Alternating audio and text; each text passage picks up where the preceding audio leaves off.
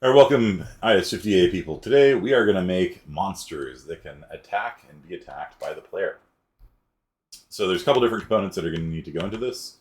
Last time we did a health system for the player. So if you don't remember how we did that, we created a health and a max health and added a event called event any damage. Every time damage comes in, we take our current health, subtract out the damage, set our current health.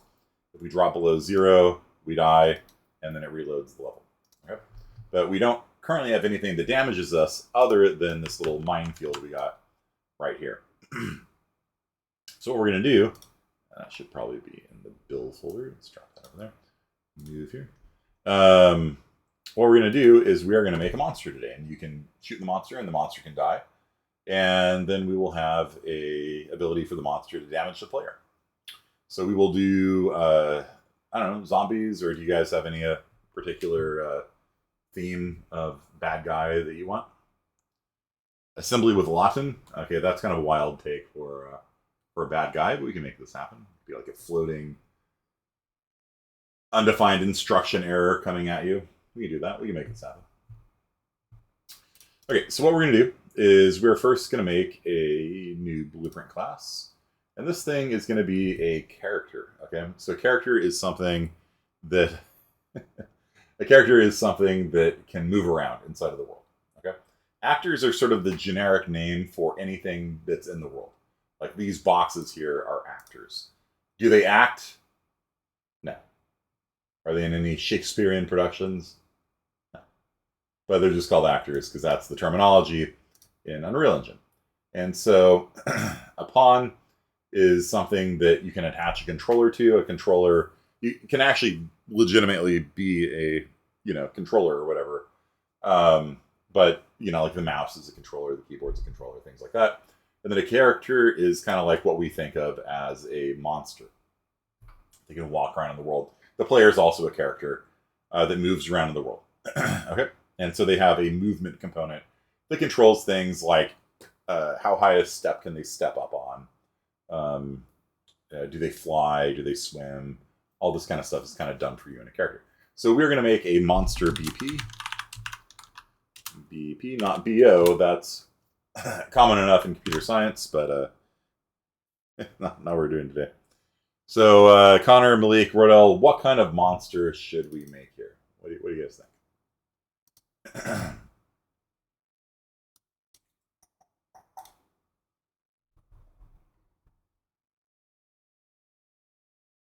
Any choices here? Rock monsters. Okay. Then which one should we use? Let's do this one. Okay. So what I did was I made it a character. Then I opened it up and clicked on the mesh. This is the skeletal mesh. The skeletal mesh. Skeletal meshes. How do we put it? They've got bones. Okay. So a static mesh, like a chair, is just the triangles are there. They don't move. They don't really do anything. They don't animate. They don't articulate. With a skeletal mesh, you've got bones. So if I click on the bones thing here, you can see that there are different bones inside of the body of Manny here. Now if I rotate a bone, all of the children of that bone move with it. So the head, for example, is at the end of the neck. Where's the head? Down here. So if I rotate the neck, the head moves along. But if I rotate the head, the neck does not move. I mean, I guess there's a bit of a graphical display there. But like if I were to rotate the head, do like a little exorcist action here, notice how none of the body moves, the arms don't move, things like that, because there's a parent-child relationship inside of the bones. So every time you move the thigh, everything that is a child of the thigh moves with it, and nothing that is not a child moves with it. Okay. That's a skeletal mesh. A skeletal mesh has bones, and each one of the bones kind of has its own graphic attached to it. So if you want to do a rock monster, let's come up into Adobe now owns a company called Mixamo. So So it's now called Adobe Mixamo. Connect here. I'm going to log in on the website here.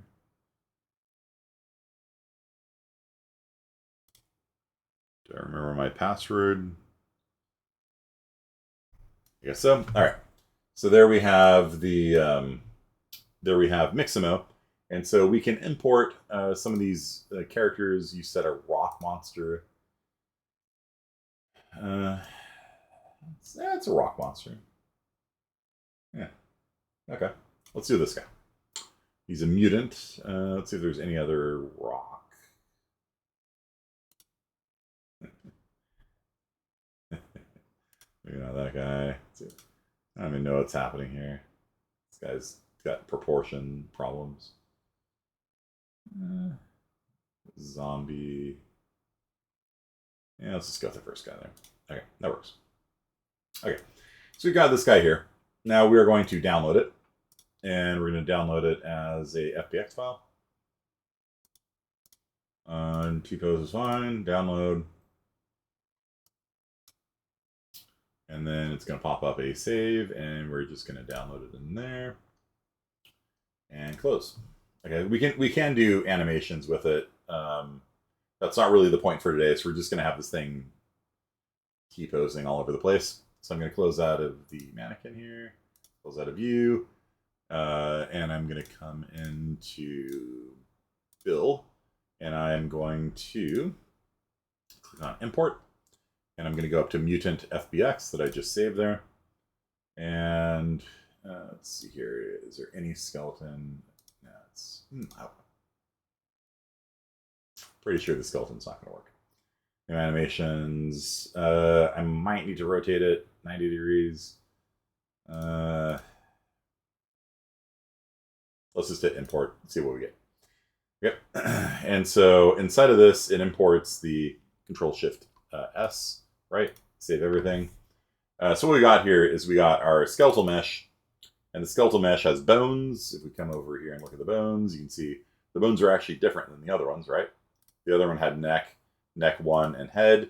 So this one has different bones than the other one, which is why if you want to use the animations for Manny, the mannequin, you have to retarget the animation to get it to work with Rock Monster here. Any of the Mixamo skeletal meshes use a different skeleton than the ones that come with Unreal. Yeah, let's not worry about the animation right now. That's not really the point for right now. So we've got our guy here. Let's just leave it at that. So over here, instead of using Manny, we're going to click and we're going to choose a mutant there. Now you might notice something, and this is a problem that happens a lot. The red arrow is the x-axis, and the x-axis is forward. This is why I was kind of hemming and hawing when I was importing, was because you can kind of fix this. But the blue arrow here shows you which direction is forward for the monster, and you can see that this guy is actually looking in the Y direction. The reason for this is because different engines use different standards for which way is forward, which way is up, which way is right. And Unreal Engine doesn't follow any convention from any other game engine. So it's very common when you're importing from Blender and things like this for them to use 90 degrees rotated as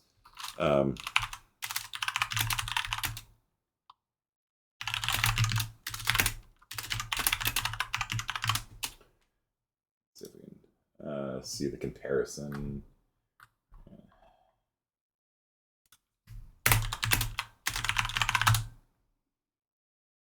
Yeah, here it is.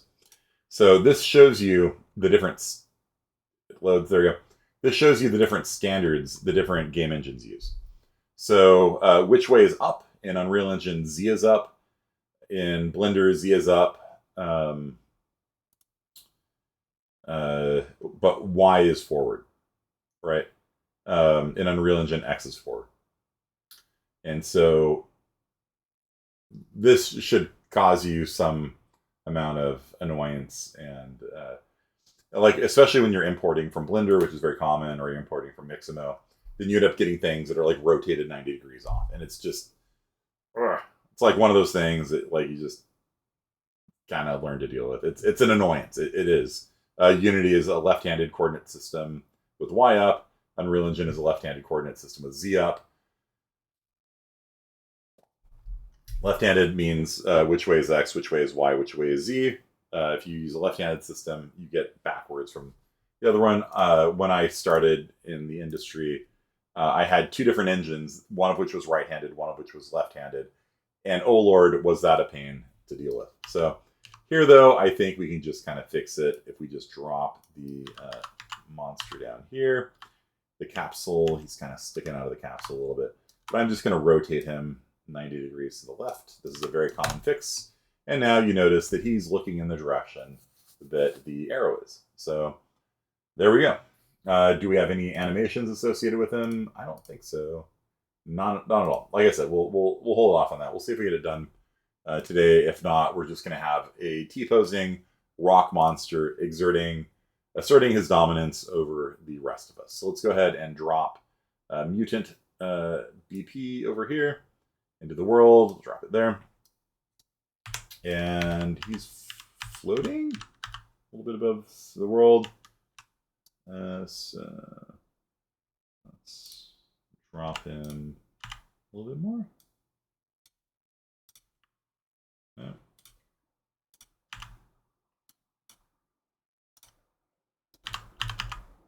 He's a little bit below the ground now.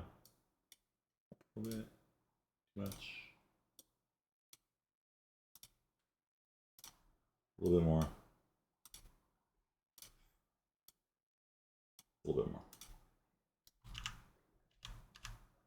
There we go. Done. Everything's perfect. This is the most professional way you could possibly do this. Okay, so everything seems fine out in the world here. You can see that red is, in fact, the forward direction on Unreal Engine, and this guy is looking in his forward direction. Cool. Neat. Okay, so we want this monster to have health. So we can quickly add a health system so that the player can shoot him.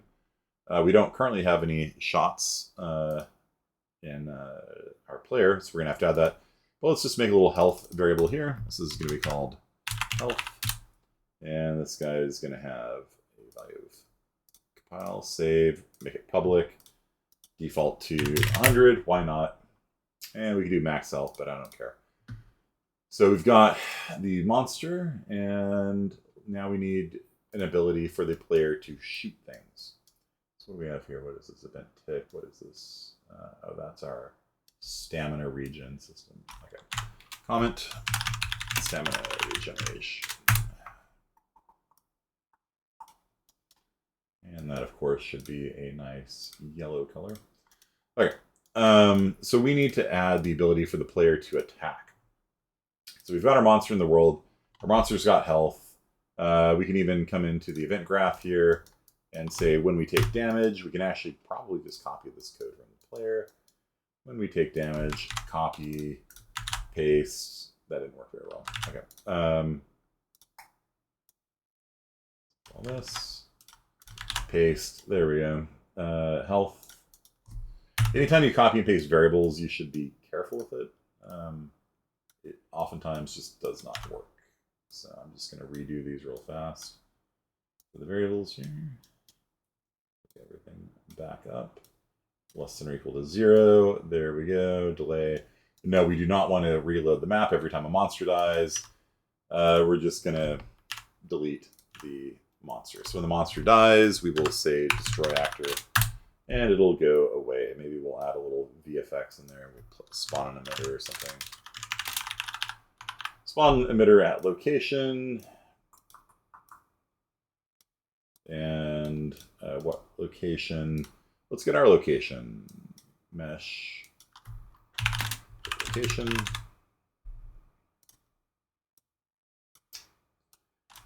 Okay. And so this is basically the same code that we did last time, right? So every time the monster takes damage, damage comes in, we're taking 10 damage. Current health is 100.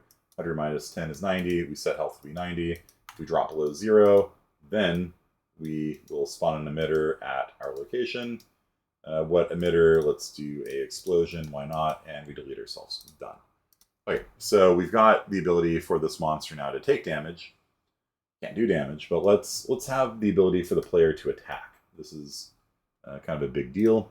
So let's come back in here. That guy's ready to be shot any moment now. But we need to first come into project settings. Actually, no, this is the old way of doing it. Under third person input, actions. These are all the different actions the player can take with the keyboard and mouse. We're going to make a new one by just duplicating an existing one. Let's duplicate jump, why not, copy, paste. And this guy's going to be called IA Fire. Like this. And do we care anything about it? Consume, sure. Why not? Why not? Why not? That looks fine. Action description. Player attack. Why not? Give a little description there. Okay. Save. And then we go up one level into the input directory, go to IMC default, click. And you can see these are all the different actions we can take in the world right now. Jump, move, look, sprint. We need to add a new one, clicking on the plus. And the new one, I don't know why that dropped down, is going to be IA Fire. And why does it keep so annoying? Okay. And then we're going to do this by left mouse click. So if you click here, you can see under mouse, you can do left mouse button like that. Another way you can do it is just by clicking here and then clicking. Click here, right click here and click. Boom. Binds it real fast. That's it. Boom. Save. Done. We now have the ability to click and have things happen when we click. So come back over to here and we will now do IA Fire. And so when the person clicks, it is going to do these things here. Let's say started, maybe. So when they click, we're going to type bang to the screen.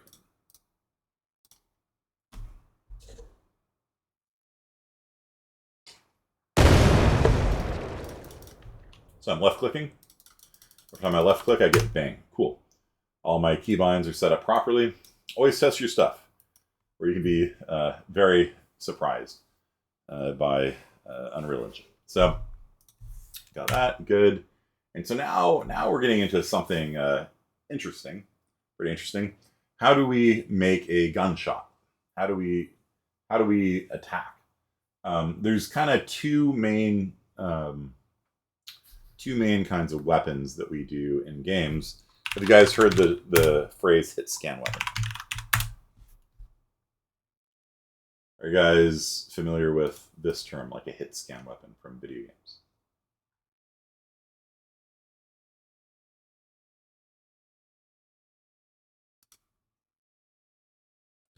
Yeah. So basically, you've got hitscan weapons, you got projectile weapons. Okay. So a projectile weapon will actually create a physical object in the world, like a rocket launcher. Will create a rocket, and then the rocket will fly through the world. And the first thing the rocket touches, the rocket explodes, does radial damage, hits everybody around it. And from this graphic here, rocket launchers typically don't have gravity because the rocket's flying in a straight line. But if you have like a grenade launcher, the grenade follows gravity.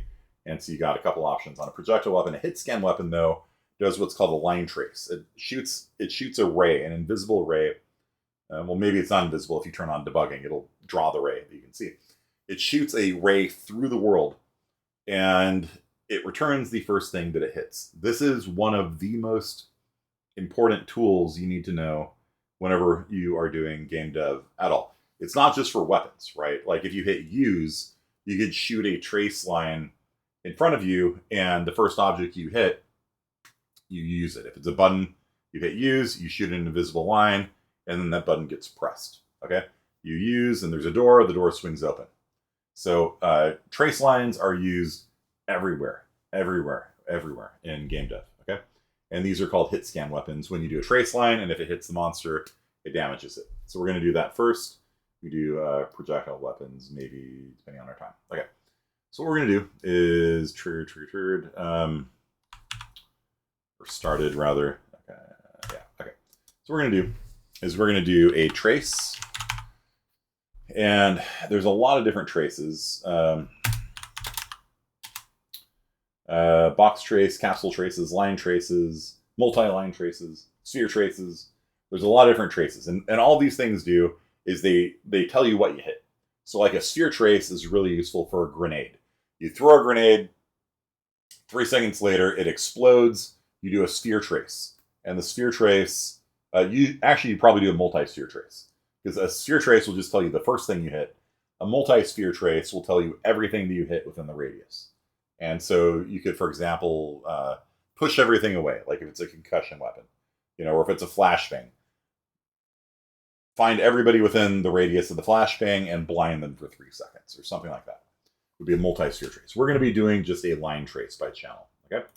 And so what this is going to do, it's going to draw an invisible line through the world that you can actually see if you turn on Draw Debug. So we'll turn on Draw Debug for duration. And so for 5 seconds, every time we click, it is going to draw a line through the world, and you can see if you screwed up the math. For example, if we did it right now, it's going to draw a line from the world origin to the world origin. So you're not going to see anything. Okay. So make sure these things are filled in. Trace channel visibility is fine. That is all fine. Okay. So what is the starting location for our trace line, for our weapon? What do you think? Where do you think the line should come out of? Just looking at Quinn here, the player location. But what player location? Out of the eyes? Are we like Colossus from X-Men? Are we like, I don't know, we got this like Iron Man looking thing on our chest. We can have that shoot a laser. It could come out of our fingers. You guys tell me. Like, whatever you guys pick. Or we can pick just some point in space in front of us. It's fine. Chest beam, the blue arrow. I don't want to have lasers coming out of our crotch, so let's not do that one. Chest beam then. Okay, yeah. All right. Fair enough. So let's say it's going to come out of there. Let me show you one trick that doctors hate. You can actually make a point in space. And you can see that like Quinn is like actually at like a 45-degree angle, right? It's like the way that she stands by default is it's left foot forward, right foot back. So it kind of makes it like if you shoot something out of the chest beam, it would come like this. Do you see that? And so what I'm going to do is I'm going to actually create a point in space. I'm going to do this by clicking Add, and I'm going to just add a scene component to it. And so scene component doesn't draw at all. It's invisible. I'm going to just call this like gun shoot point. Great name. Gun shoot point is the place where our laser beam is going to come out of. And I'm just going to put it like right here or something. Red is forward, right? And so no matter how Quinn animates, because like if you're animating, run.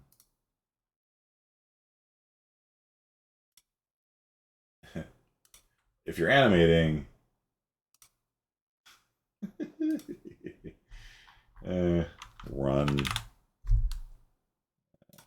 you're animating, you see how that point there is like sliding around and moving. Put it back. Okay. And so what we want is for the gun shoot point to be sort of like a nice stable point in space. So instead of it coming, out of the glowy thing, the Iron Man thing, we want it to always come out of the same point, because otherwise the lasers are going to be shooting this way and that way, and it's going to look really, really wonky. So maybe even move it a little bit forward, because it looked like when she's running, she like leans forward like this, and I don't want the laser coming from like inside of us, like maybe a little bit in front. Okay, so we got gun shoot point here. Now we come back over to here. Now it's going to be really easy to find the start point. So we're going to drag gun shoot point out onto the blueprint, and we can drag from here and just get its world location like that.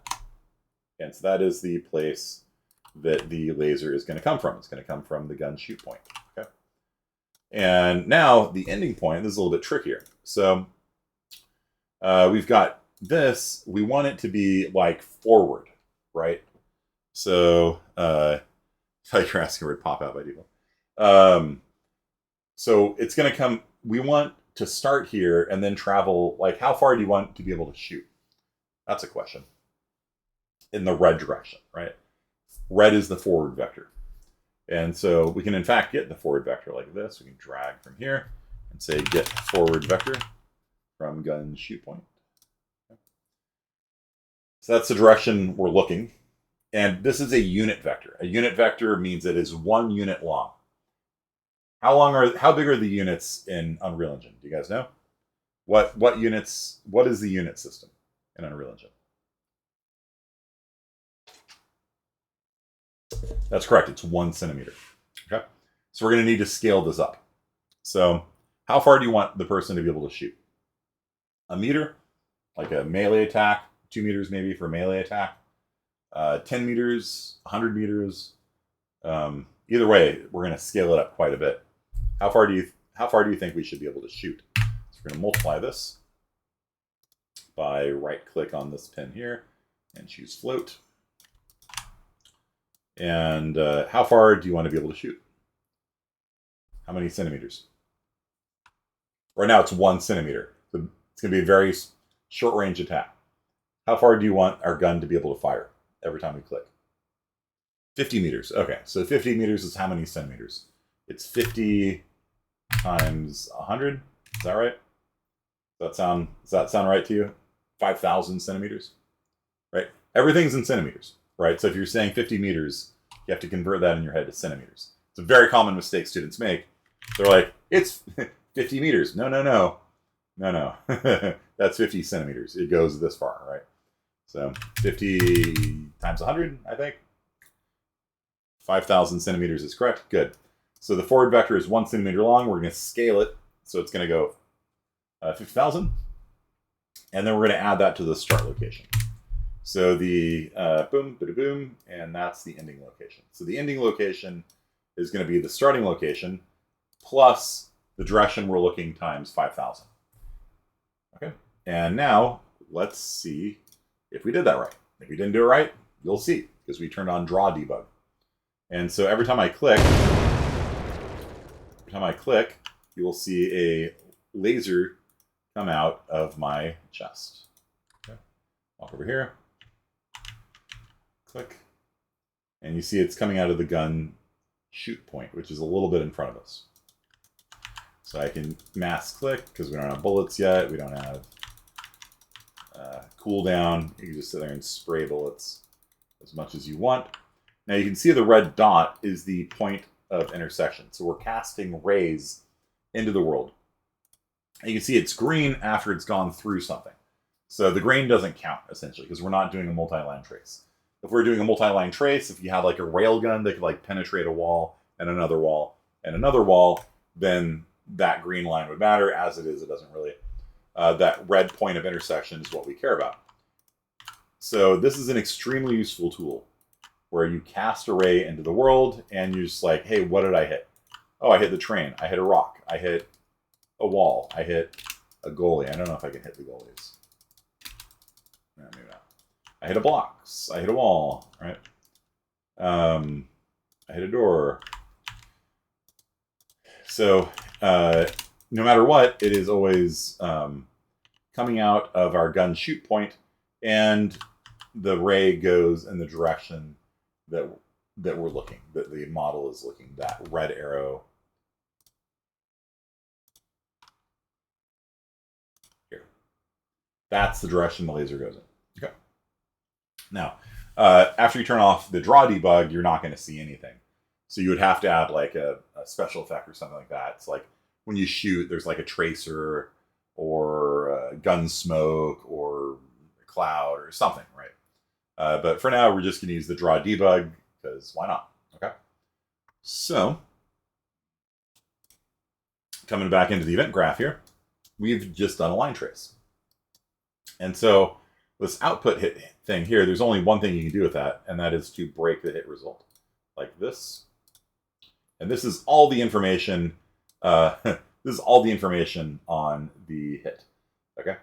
Another thing you can do is actually right-click here and choose split, and then that just puts all of the outputs here. And so this is all of the information you could possibly want on what you hit. Okay. So coming out from here, did we hit anything? How about that? Branch. Did we hit anything? Return value. So if the return value is false, no, we didn't hit anything. All right. So if we hit something, why don't we print the name of the thing that we hit? So the person we hit is the output hit actor. You come up here and we can like get their name. Get display name. Get display name. There we go. That one. And then, so if we hit something, we're going to print string. Like that. And if we did not hit something, we will print string, and we're just going to print miss. So what we have here is we're going to shoot our laser through the world. If we contact a box or something, we're going to print the name of the box that we hit. And if we hit nothing, we're going to print miss. And this is a great way of telling if your code is working correctly. Because sometimes objects are set to ignore trace lines and things like that. And so like you try shooting something, and you see how that line just like went right through it. No contact. Very common. Yep. So I'm hitting a box, cube, cube, cube. Aha, see that? We are going right through the monster. That's what I wanted to test. So our things are hitting the solid objects in the world, like the cubes and the wall over here, house wall left, house wall right, the door blueprint, the wall. But we are not actually hitting the rock monster, right? And the reason for that is because the rock monster is set actually to ignore trace lines. And so there's two ways we can fix it. We can either change the monster so that it blocks the trace lines, or we can change our trace line. So right now, the trace channel we're using is called visibility. Monsters don't block visibility by default. The reason for this is so that if one zombie is standing in front of another zombie, the other zombie can see through it. It doesn't. Otherwise, the zombie behind is like, I can't see the player, and it just walks off, right? So we can switch the trace channel to be camera instead, and that should do it. If not, we'll have to mess with the rock monster itself. But there we go. So camera, the camera channel says, can the camera see through it? No. For the visibility channel, monsters don't block visibility by default, so that they don't kind of get in each other's way. And so by changing the trace channel to can the camera see through it? No. Well, okay, then it's blocking the hit now. So now we are hitting the monster BP. So all that really remains to be done now is just to deal damage to it. So coming over here, we don't need you guys anymore. We don't need you anymore. If we miss, we don't do anything. Cool. So all we're going to do is do damage. So we're going to do damage. We're going to apply damage. Who are we going to damage? We're going to damage the hit actor. How much damage are we going to do? How much damage should we do? What do you guys think? How many hits should it take to kill a rock monster? Do a random. What? Do random damage. Do between 20 and 40. Okay. So that's it. So now we've got a gun. We got a hit scan weapon. Simple as that.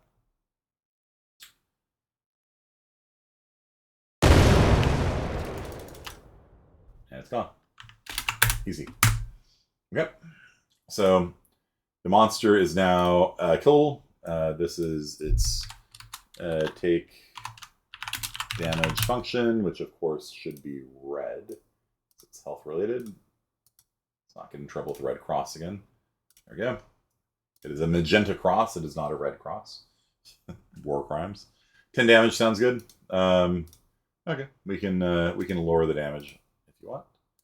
I like killing it faster, so maybe we'll do 10 to 40. Something like that. Be a little more random. You can have different types of damage, but we don't care about that. So we're good. We got it. We got a shoot system now for the player. So this is comment, left mouse click attack, and that of course should be a neon blue purple color, whatever that is. It's a beautiful color, honestly. I like that. Okay. So we got a left mouse click. Now we could do a right click to do a projectile weapon. Maybe I'll put that off a little bit. Projectile's a little bit trickier to do.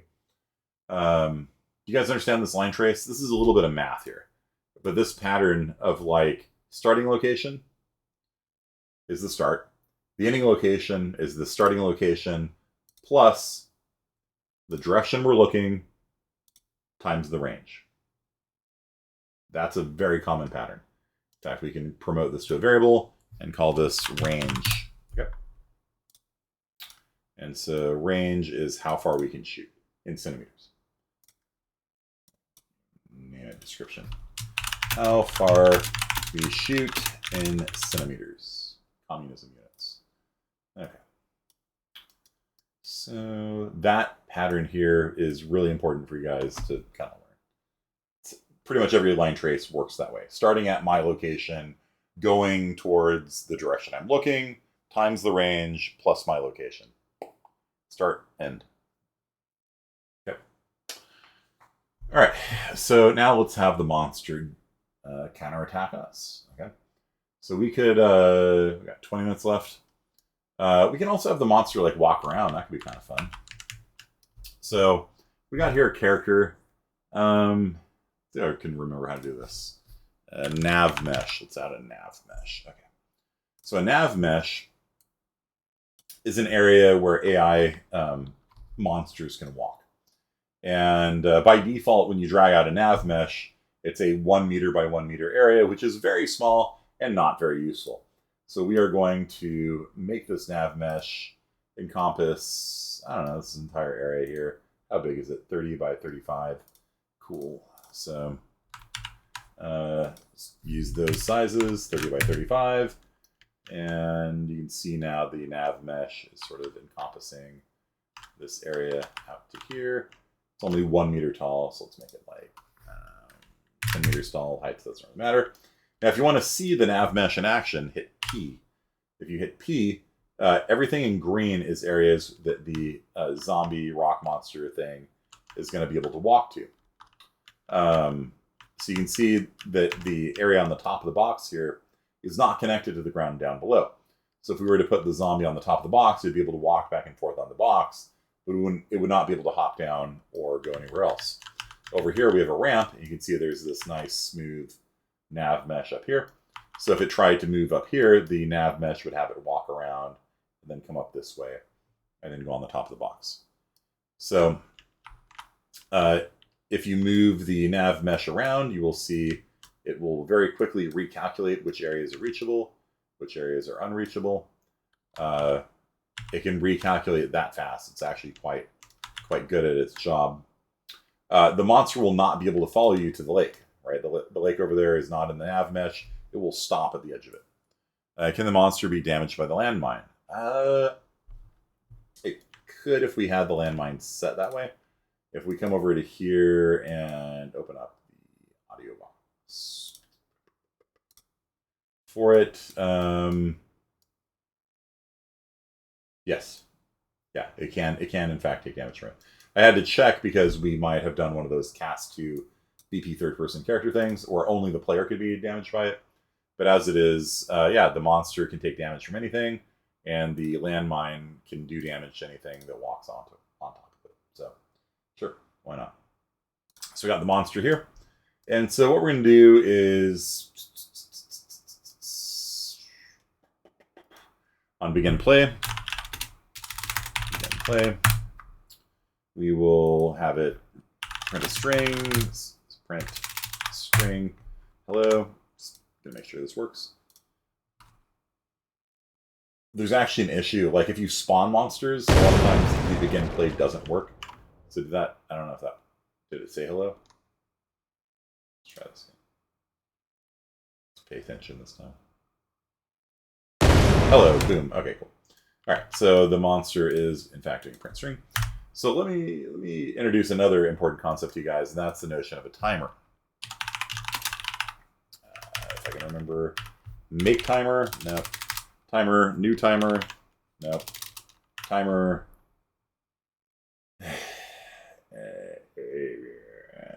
set timer by event, why not? Okay. So that creates a new timer. And so what we want is every, let's say 5 seconds, maybe that's too much, 3 seconds. Every 3 seconds, we want the zombie, or the rock monster, to be like, hey, can I see the player? If I can see the player, I want to chase him. If I can't see the player, then I want to just sort of randomly walk around a little bit. Okay. And so start delay, we can give it a pause of like a few seconds so it doesn't immediately hunt us down. Give it a pause of like 4 seconds. Why not? Okay. So this thing here is a new event. All right. So I'm going to drag off of this and I'm going to choose add event, add custom event. And this is going to be called rock monster think. Okay. And so this is a very powerful thing. Before I showed you guys how to use event tick, we could have done this with event tick and a delay node and things like this. This is the more proper way of doing it because the delay actually causes a delay before something happens. This is just going to trigger an event every 3 seconds. Okay. And so save everything. Why not?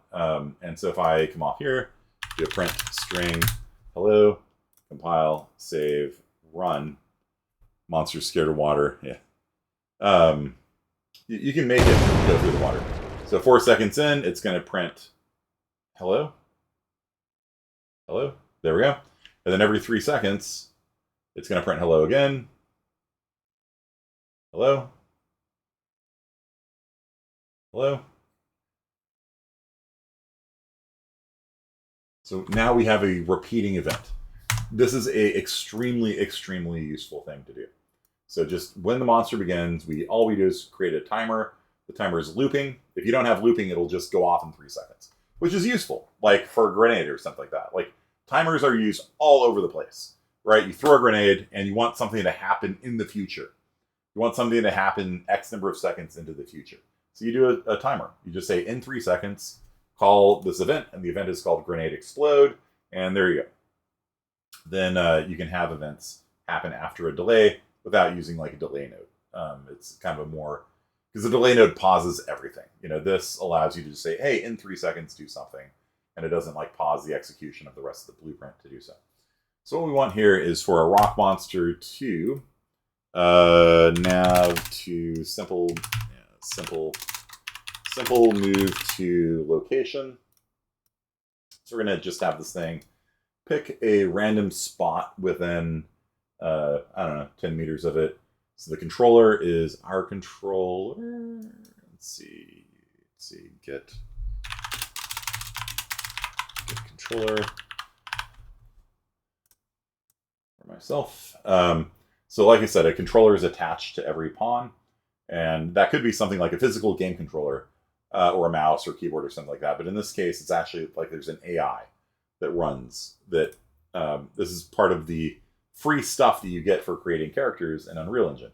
All this is kind of done for you. You don't have to like custom make any of this stuff. It's just kind of done. And so that's the AI for this guy. And the goal, this is going to be a location. Okay.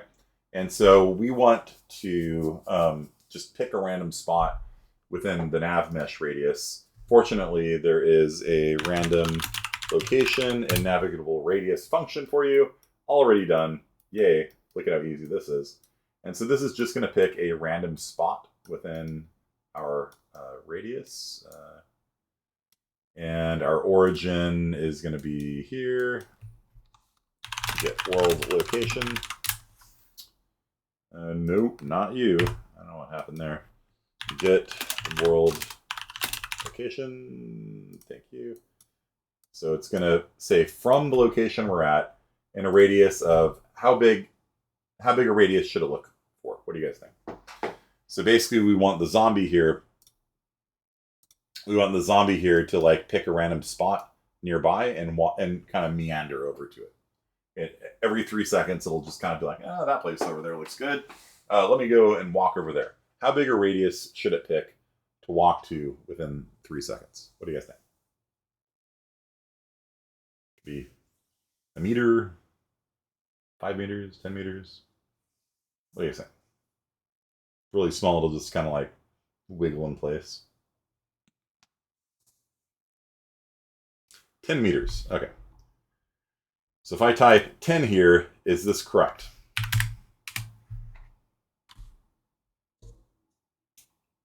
No. Those are centimeters, right? So pick 10 meters. Nav data doesn't matter. That doesn't matter. Okay.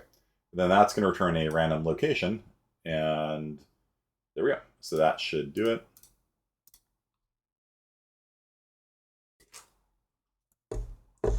That's a mistake everybody makes, myself included. We always forget about the centimeters thing. And let's see if this guy works. There he goes. He's off. So he is just picking a random spot every 3 seconds. He's picking a spot within 10 meters. He is T-posing around to assert his dominance over the world. And there you go. Cool. Now, that's cool. But what if he sees us? What if there is an open line of sight between the monster to us? Then we don't want to do this. We want to have it move towards us, right? So what we can do is just move this down here.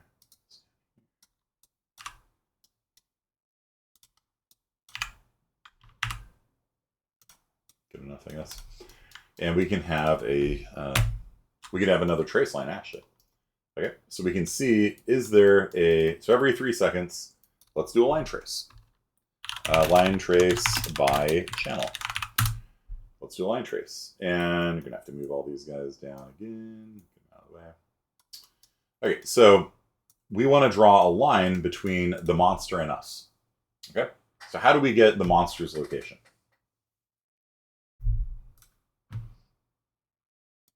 Try out the mesh, or actually any of these things would work. We do any of them, but the mesh works. Get world location. Nope.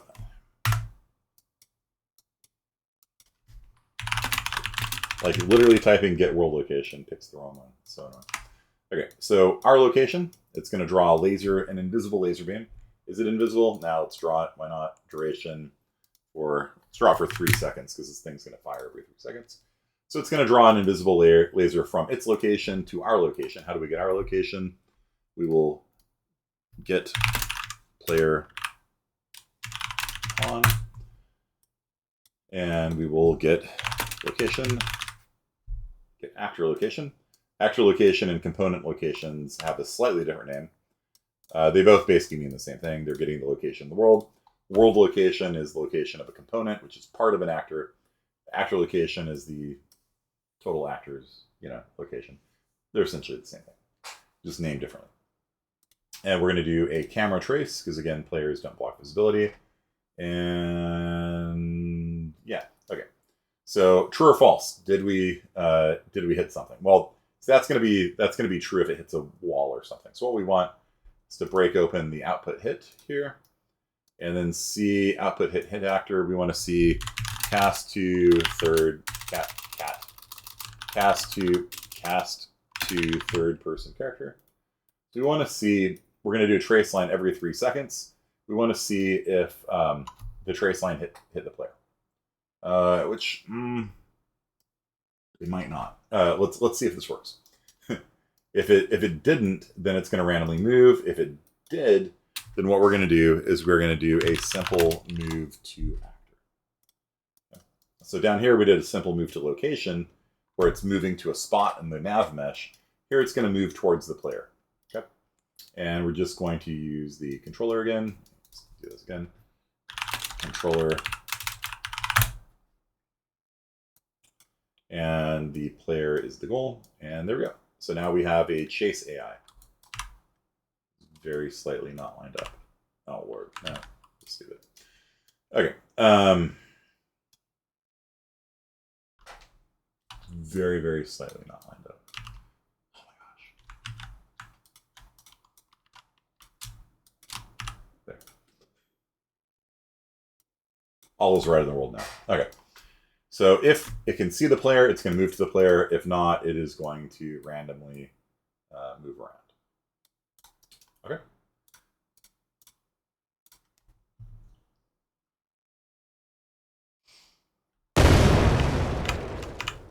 Let's see if it hits us. Yep, good. The thing is, it's moving. The trace line moves towards our our center, And so sometimes that's not quite far enough, you know. So that's why I wanted to check to see if it is actually doing a pretty good job coming after me. It's a little bit terrifying, huh?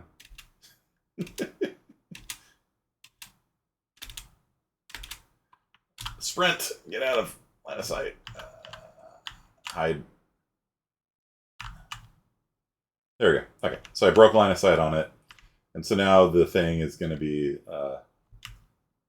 now randomly patrolling around. It's looking for me. It's looking for me. Can't see me because that wall's in the way. Got a little stealthy eye. Oh, now it sees me again. Now it's coming after me. It's coming after me. Break line of sight, and it wanders off. Okay.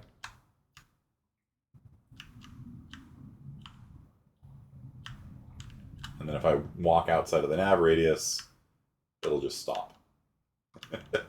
It can't go outside of the nav radius. The nav box, the nav volume. Okay, there's the edge. Okay. And if you want to hide the nav mesh P, once again, we'll hide it. Attack of the T-pose then, all right.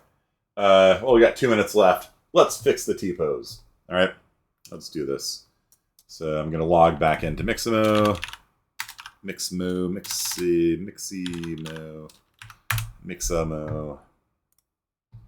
And I'm going to import an animation here. Just like a running animation. Let's do like a walk or a run or something like that. Injured run. Oh, that's kind of terrifying. Kind of like that. Drunken run. Maybe. Maybe. What do you guys think? Slow run, drunken run, fast run, injured run, or just run? What do you think? Run to die. That's kind of fun. That's kind of horrifying. Injured run. Okay. So we'll go up to injured run. And you can see over here. That's fine. Okay, so we are going to download this. And we're going to download it without a skin because we already have that. Let's see for a second, maybe. And download.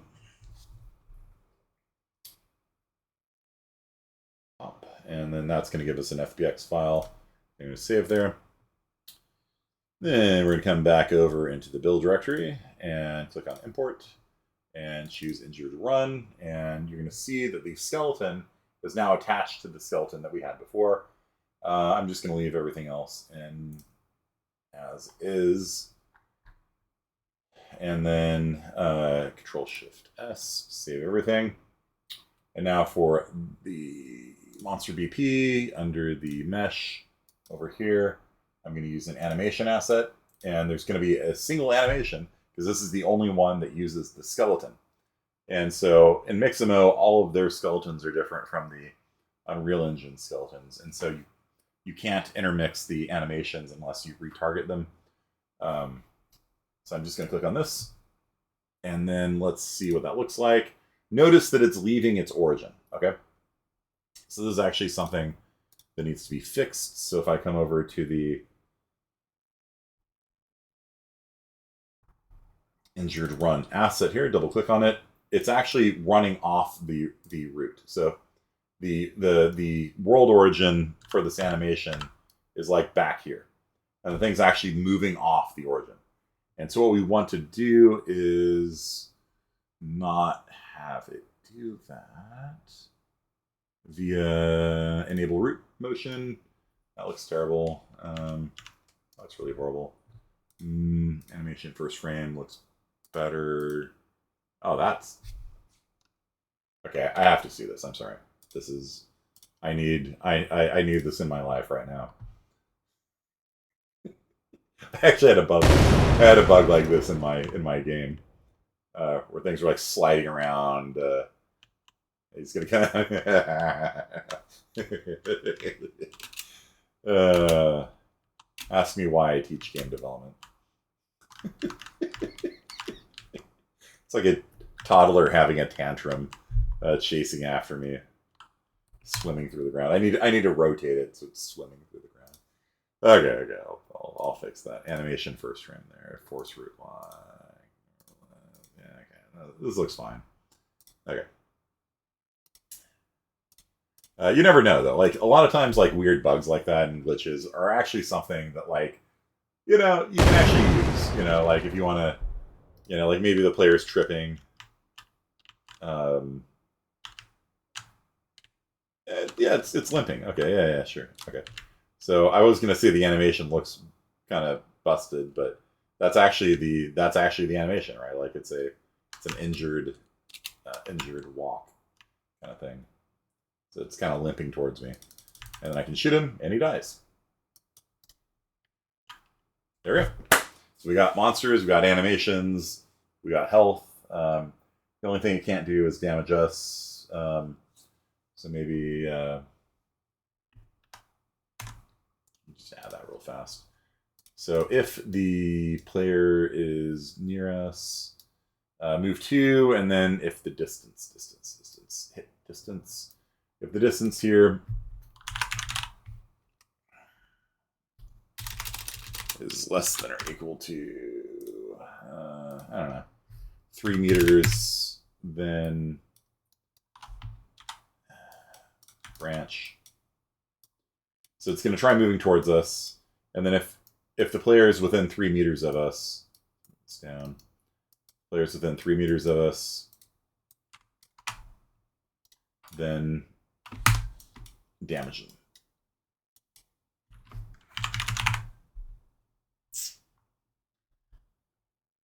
Apply damage. Who's going to get damaged? The output hit actor. So the player will take 30 damage every time this thing pops, which is once every 3 seconds, right? Every time this thing pops, if we are within 3 meters of it at the moment the thing activates, we will take damage.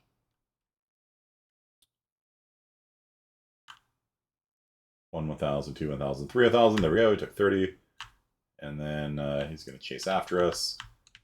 And as we keep moving, we should be fine. Nope, it just took damage again. Just took damage again, and I'm about to die. You dead? And then he runs off, and it reloads the game. Go. So that's it. That is our day for today. That is a pretty fully featured day.